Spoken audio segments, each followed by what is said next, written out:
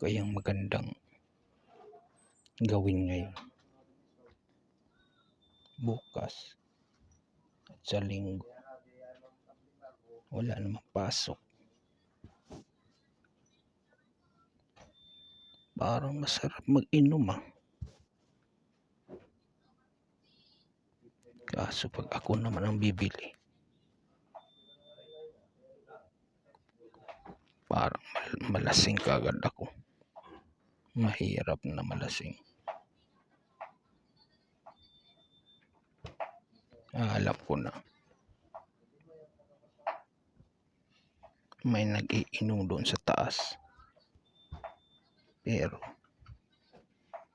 ano kaya magandang diskarte na hindi ka mahalata na makikilibre ka? Sandali, isip-isip muna ako.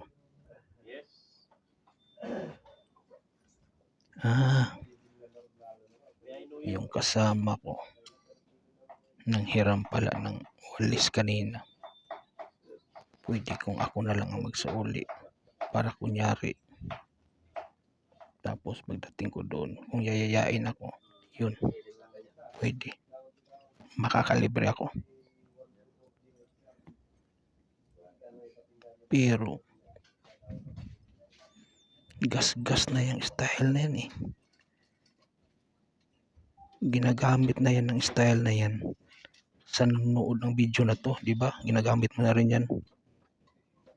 Iba naman.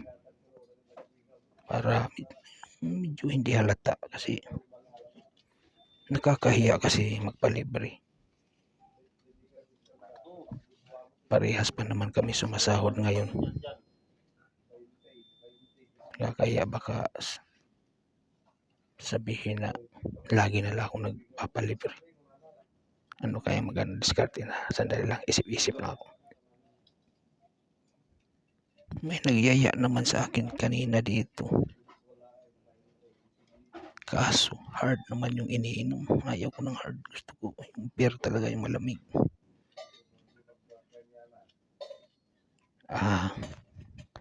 Alam ko na. Kunyari, pupuntahan ko si Mang Kanor. Magpapajikas kunyari ako. Tapos pagdating ko doon sa may nag-iinuman, pag sabay bati sa kanila na para medyo mapansin ako. Yun na lang siguro. A few moments later. Wow. Sobrang lamig. Di ba? Gumana yung diskarte ko. Diskarte lang yan.